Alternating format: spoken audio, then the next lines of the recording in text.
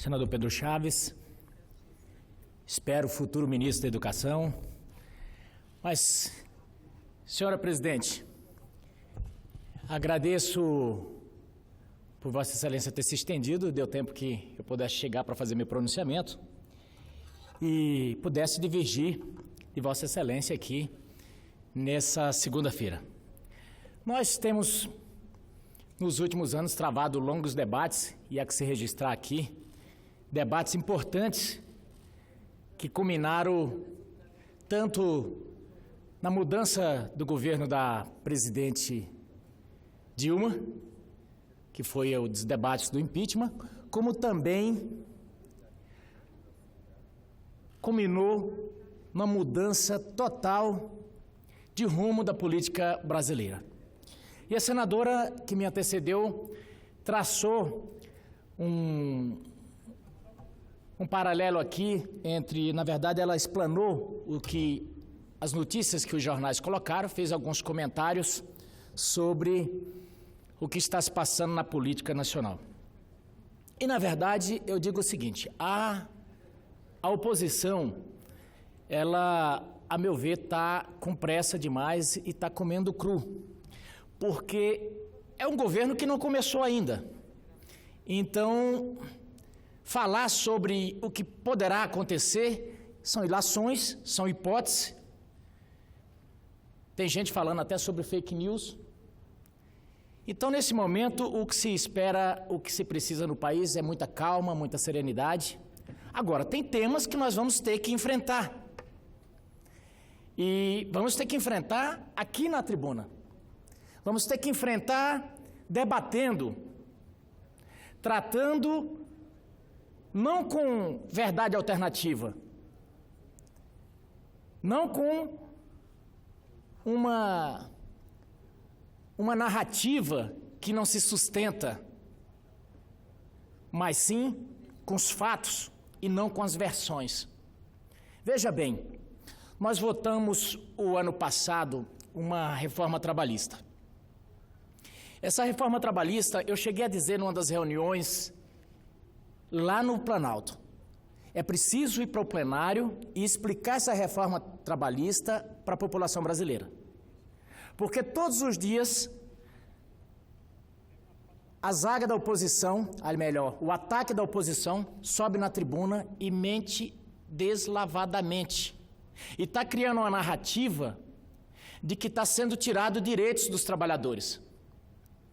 E um inteligente notável da República disse o seguinte: Medeiros, você é inexperiente. Oposição grita e situação vota. Eu falei, e se perdermos as ruas? E perdemos as ruas. A narrativa que ficou foi essa que a senadora que me antecedeu passou, de que os trabalhadores perderam direito. E quando você vai verificar, o que eles diziam? Que o trabalhador só ia ter meia hora de almoço. Isso se concretizou? Não. O trabalhador não ia ter mais 30 dias de férias. Isso se concretizou? Não. Que o trabalhador não ia ter mais 13º. Isso se concretizou? Não.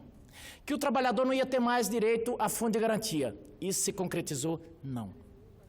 Então, nada dessas mentiras se concretizou. Mas você pode perguntar para qualquer trabalhador que ele estava assustadíssimo, falando, tiraram direito dos trabalhadores. O que se buscava e o que se busca é justamente nós tornarmos o ambiente de trabalho um ambiente harmonioso.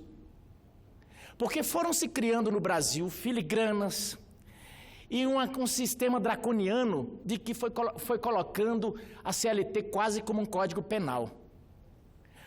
As pessoas que empregavam começaram a ter medo dos empregados, das pessoas que contratavam. Morriam de medo no final do ano, por exemplo, de ter que fazer uma contratação temporária, porque ele falava, e agora? Quando terminar, eu vou ser processado.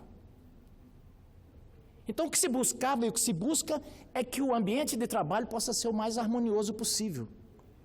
E mais, nós tínhamos sob as costas a pressão de 14 milhões de desempregados. Sabe o que é isso? São 14 milhões de pessoas sem direito nenhum. Ou eu sempre digo, o direito mais sagrado do trabalhador é o emprego. E eu digo isso porque venho de uma família que saiu do Nordeste, nós fomos morar na roça e depois sempre trabalhamos de empregado. O maior desespero de um trabalhador é quando ele perde o emprego e chega em casa e não tem perspectiva de o que dizer para a sua família. Isso sim é a perda total dos direitos. E nesse momento o Brasil tem milhões de pessoas sem esse direito. Mas vamos lá.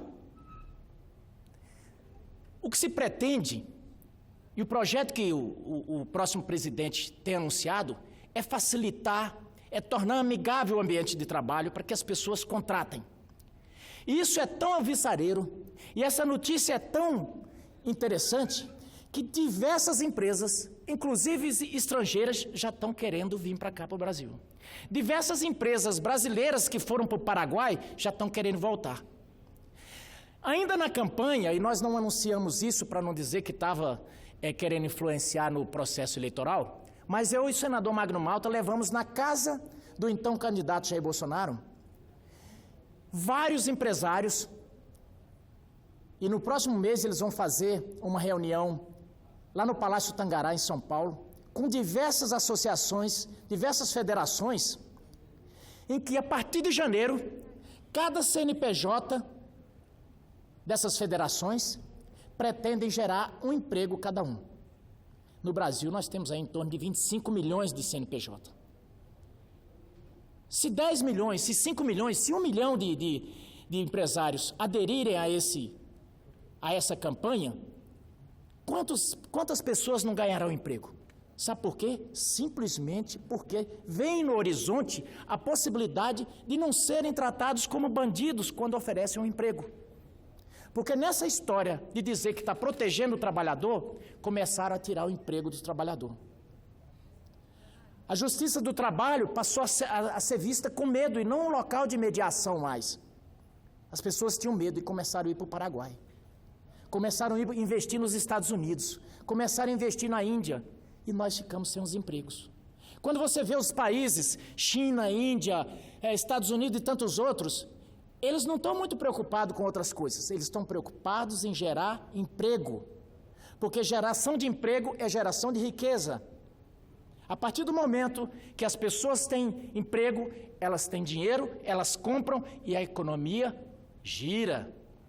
Falam tanto em economia girar, mas fazem tudo para a economia travar.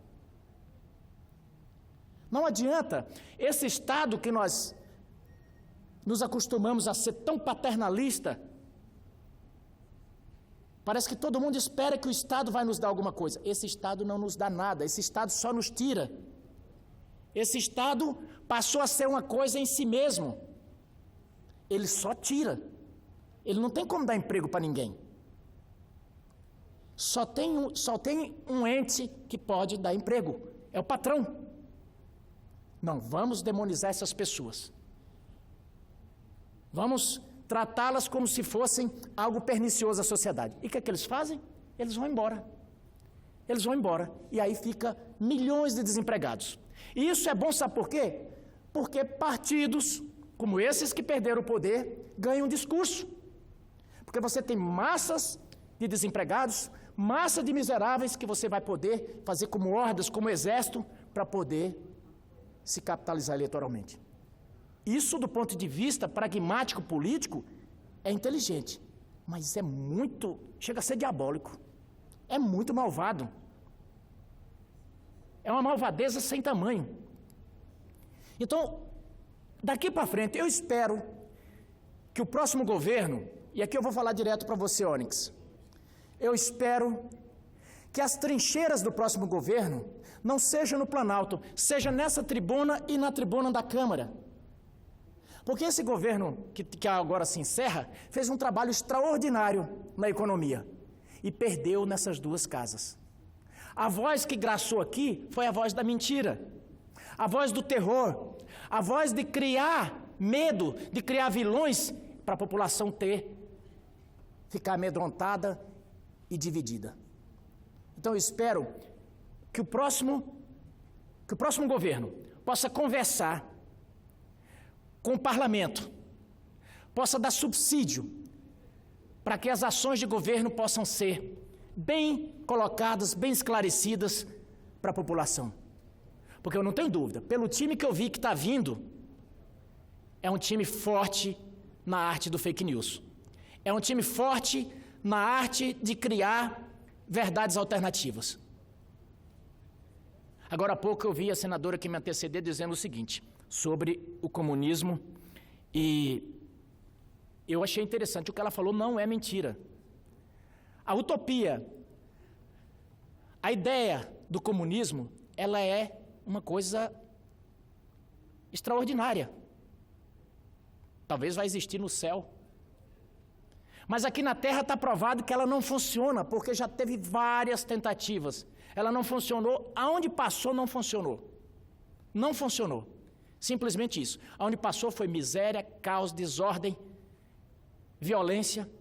E sabe contra quem? Contra aqueles que mais eles dizem defender.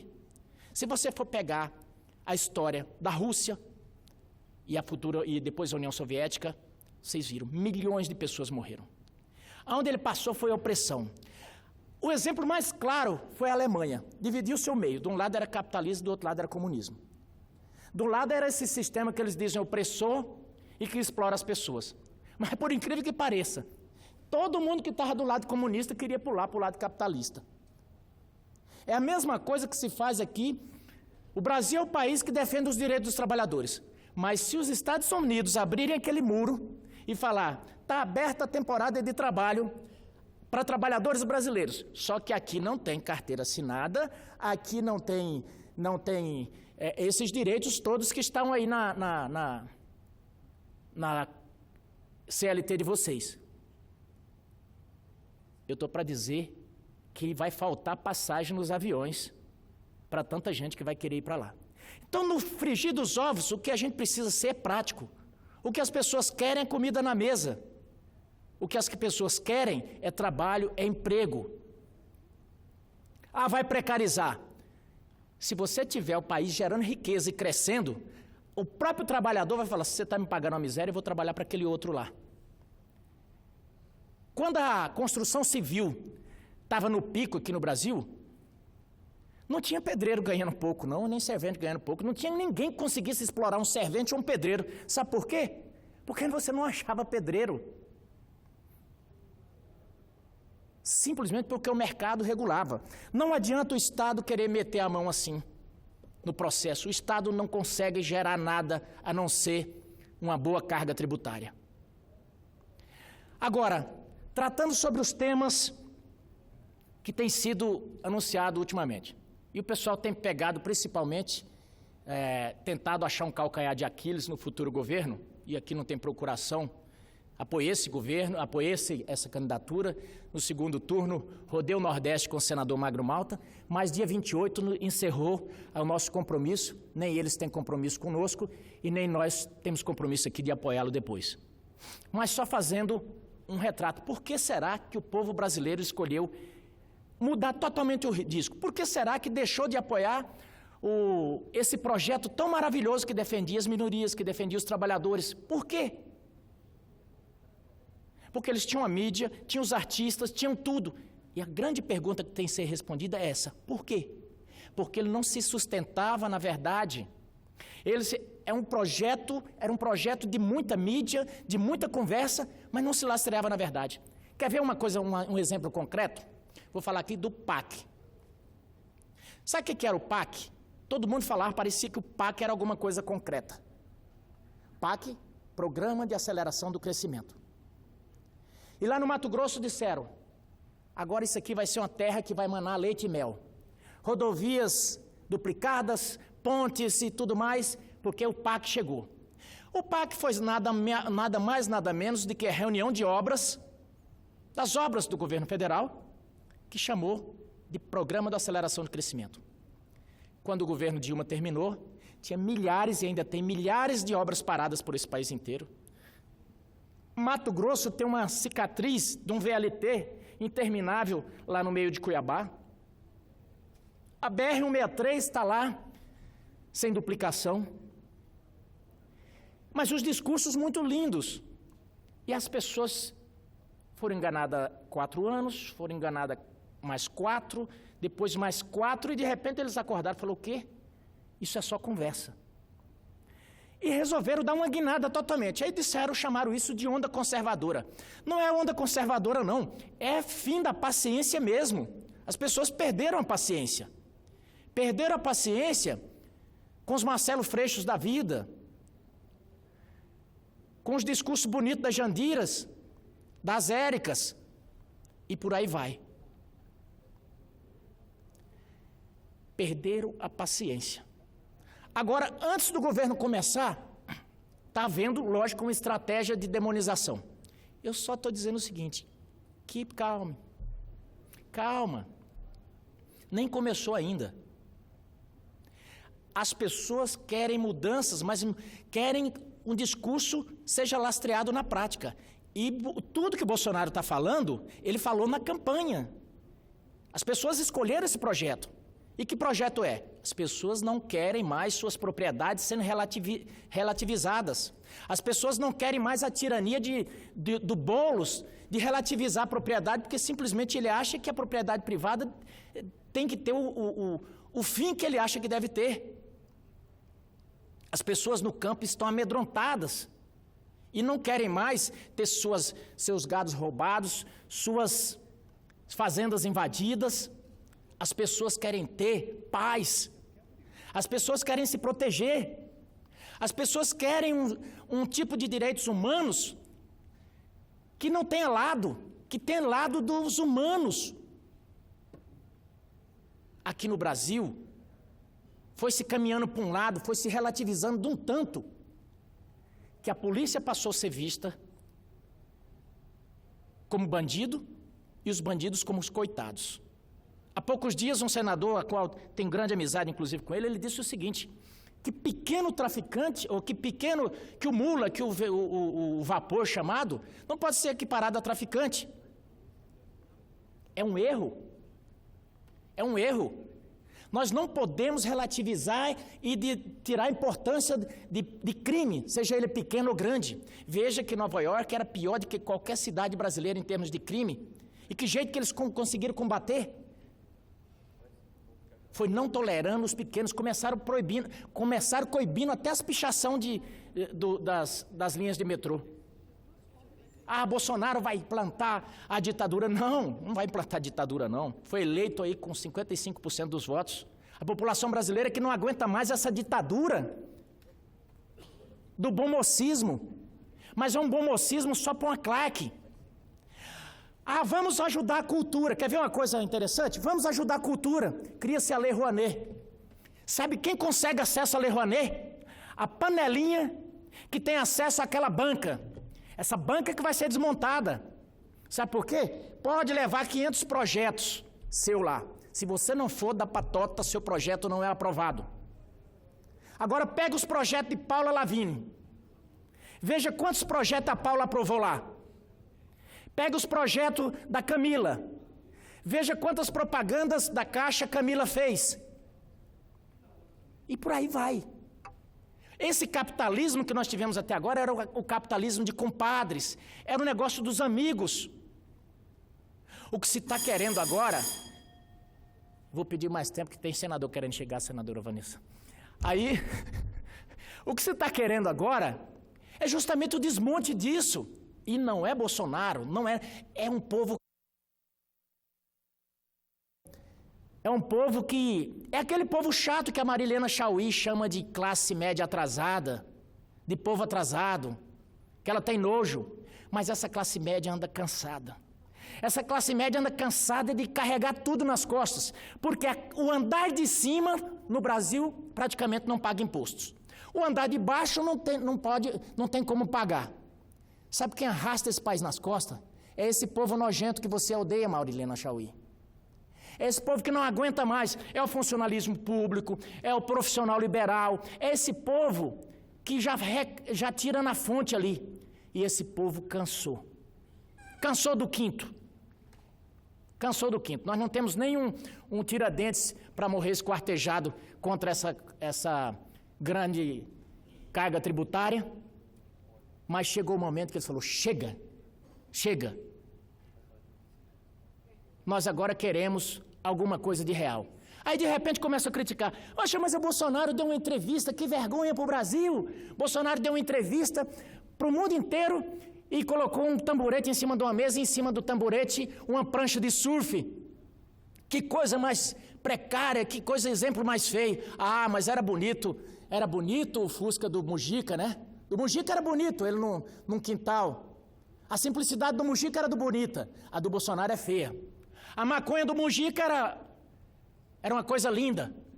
Bolsonaro ir tomar água de coco na praia, que coisa feia, Bolsonaro ir tomar água de coco na praia. Agora, é muito feio ele dar entrevista com os microfones em cima de uma prancha de surf. Mas não é feio estar um ex-presidente preso e eles estavam fazendo propaganda e pedindo para esse sujeito ser presidente da República. Isso não é feio. Então são pontos de vistas. Eu não estou combatendo, não, estou simplesmente expondo o meu e dizendo que a população brasileira cansou disso. E dito isso, tem mais. Tem um novo Brasil que boa parte dessa turma não conhece. Falo aqui do estado de Mato Grosso. O estado de Mato Grosso, ele produz hoje boa parte do que é exportado para fora. Mas a competitividade é baixa. Nós temos apenas 20% das estradas federais asfaltadas. Nós temos só um pedaço de ferrovia, uma ferrovia do pé quebrado. E o que acontece? Por que eu estou falando isso aqui? Porque essas pessoas passaram praticamente 20 anos no poder e não pensaram no desenvolvimento do país. Começaram a colocar autarquias como o IBAMA para impedir o desenvolvimento desse país. Nós temos estrada no Mato Grosso, como a 242, que esse viés ideológico do IBAMA não permite que a estrada seja construída. A 242 está lá há 8 anos. E provavelmente vai para 12, se o próximo presidente não intervir, não consegue licenças.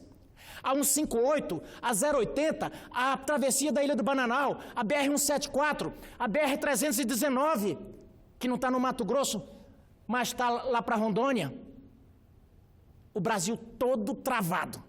E aonde descobre uma fonte de riqueza, vai lá ICMBio, IBAMA e todo mundo, e parte da FUNAI aparelhada, vamos criar uma reserva. Vamos criar uma reserva. Isso interessa a quem, meu Deus? A quem? Aí agora há pouco, teve um debate na Globo News. Agradeço até ao IBAMA por ter dado a oportunidade que eu mandasse uma nota. Agradeço a Globo News também por ter colocado a nota, embora tenha colocado o IBAMA para falar lá e não me deu a oportunidade de fazer o contraponto. Mas é justo porque eu falei aqui na tribuna e eles também não tiveram oportunidade do contraponto aqui. Mas volto a dizer, há cerca de 40, 50 anos, o governo brasileiro, senadora Vanessa, mandava as pessoas para o Amazonas. Integrar para não entregar.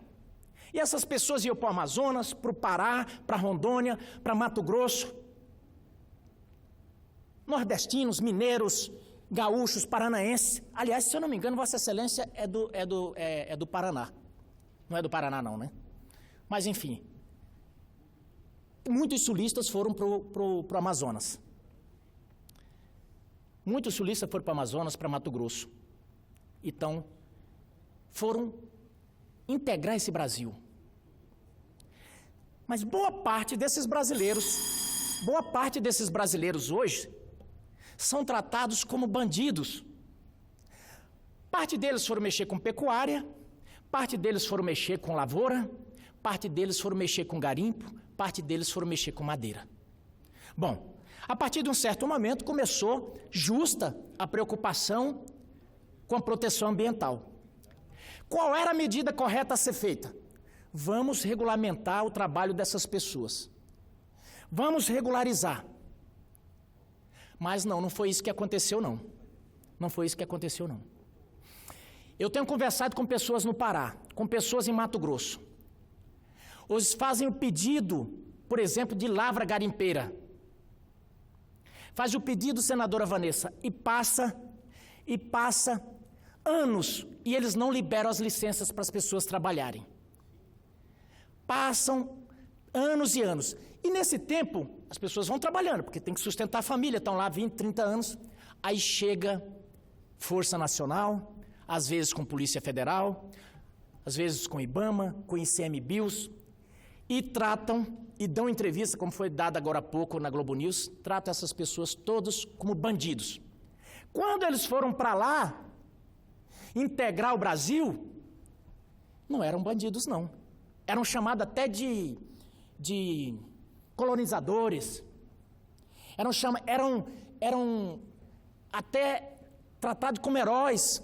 Enfrentavam a malária, enfrentavam tudo. Hoje são tudo bandidos. Agora há pouco eu fiquei pasmo de ver o representante do IBAMA dizendo o seguinte: não são pessoas pequenas, que nem diz o senador Medeiros. São pessoas que compram máquinas de 1 milhão. Bom, mas aí é uma questão de grandeza. Se a gente for comparar a terra em relação ao tamanho do Brasil, a terra é muito grande. Se a gente for comparar o Brasil em relação ao estado de Sergipe, o Brasil é muito grande. E por aí vai, são questões de grandeza. Agora, se for comparar a terra em relação ao Sol, a terra é pequenininha. O que é que eu estou querendo dizer com isso?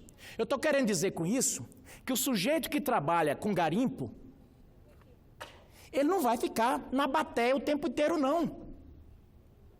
Os grandes, quando eu digo os grandes, e aqui vamos explicar as questões de grandes, os grandes é que tiram meia tonelada ou 1 tonelada de ouro por mês. Esses são os grandes. Estou falando de grandes mineradores, estou falando de Vale, estou falando das empresas multinacionais que estão aqui, que eles têm suas ferrovias próprias. Comparado a esse tipo de gente com alguém que tem uma PC, uma pá carregadeira, esse da PC é pequeno. Agora você quer que o sujeito vá lá para o meio do nada com a bateia sobreviver como? O que eu estou dizendo é o seguinte: vamos fazer o seguinte, o que é que custa? Vamos pegar esse pessoal, o cara é dono da terra, vamos dizer, olha, aqui a legislação diz isso, vamos regularizar, regulamentar, dar licença. Mas eu converso com essas pessoas e falo, é impossível, senador, não se consegue. A corrupção, a burocracia, é impossível conseguir licença de lavra. Então o que é que eles fazem? Chegam lá e dizem que a lei ampara queimar equipamentos. Chegam lá, senadora Vanessa, e até Vossa Excelência, que a gente sempre diverge aqui, eu duvido que Vossa Excelência concorde com isso. Eles chegam nas fazendas e tem um trator, tem uma coletadeira, tem o que tiver lá. Eles chegam e tocam fogo. Não é assim. Eu trabalhei 23 anos na polícia. Quando você pegava uma carreta carregada de cocaína, você não chega tocando fogo. Você faz o quê? Você prende o sujeito, leva aquela carreta para a justiça, lá para o pátio.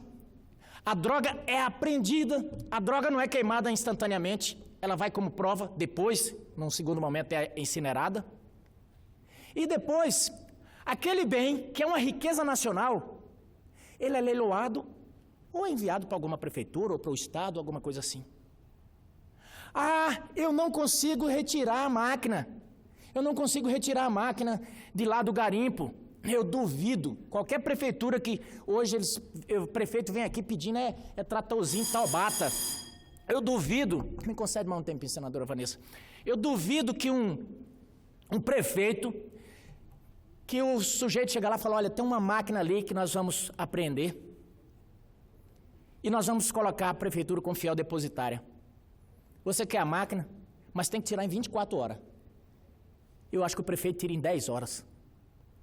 Mas não, sabe por que fazem isso? Porque é bacana.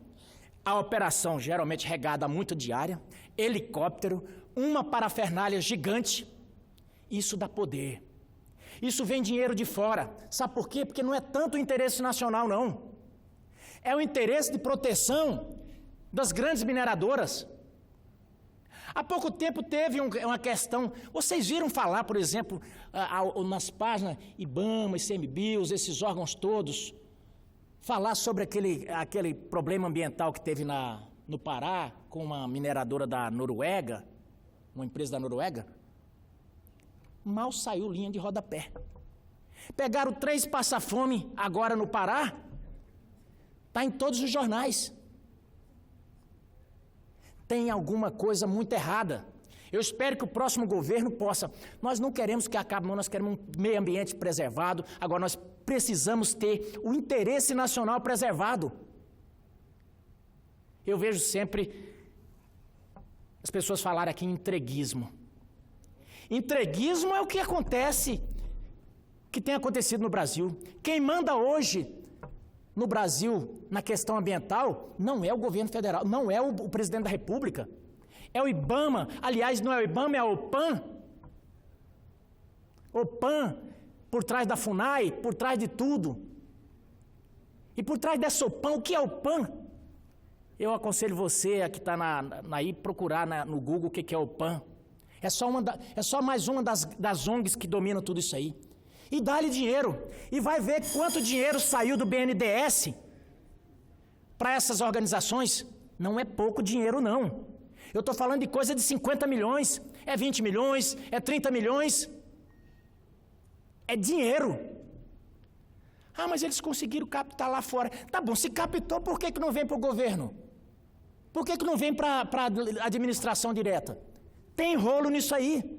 E eu espero, mas ansiosamente, vou usar aquele chavão bíblico, assim como guarda, espero o raiar da manhã, que essas caixas todas sejam abertas. Como eu gostaria de ver, não era tanto, como eu gostaria de ver um Magno Malta no Ministério do Meio Ambiente. Como eu gostaria de ver alguém com esse perfil, para que a gente pudesse colocar esse país para se desenvolver. Como nós precisamos... Senhora Presidente, como nós precisamos fazer esse país andar. Porque no fundo disso tudo, nós temos um monstrengo chamado Estado, que ficou nele para ele mesmo. Essas pessoas estudam nessas universidades aqui, não conhecem um pé de mato, só vão lá para aprender, só vão lá para arrebentar com os menos favorecidos. Quem é grande se resolve, gente.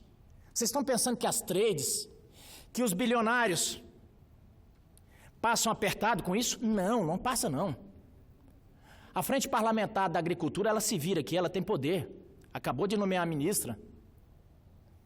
Agora vocês pensam que eles sofrem um bocado, enfrentam e conseguem se sair lá na frente.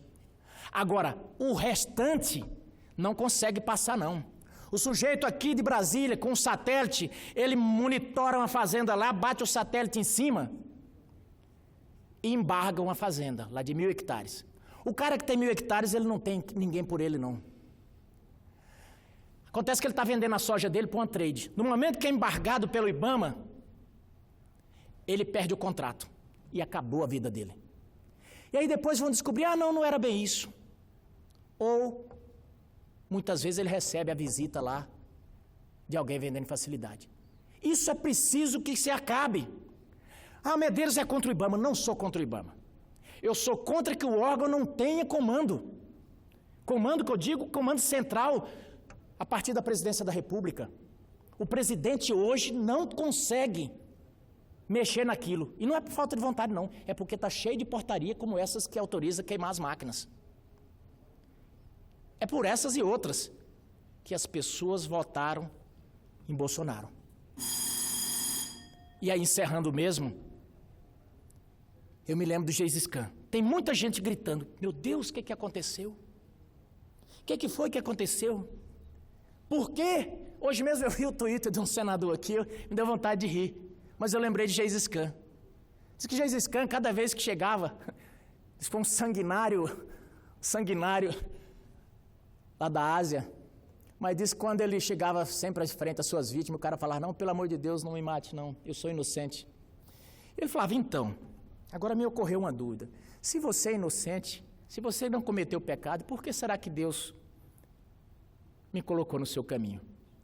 Eu pergunto, se vocês fizeram tudo certinho, se vocês agiram corretamente, se vocês não mentiram, Por que será que o eleitor colocou Jair Bolsonaro no caminho de vocês? Essa é a grande pergunta. Muito obrigado.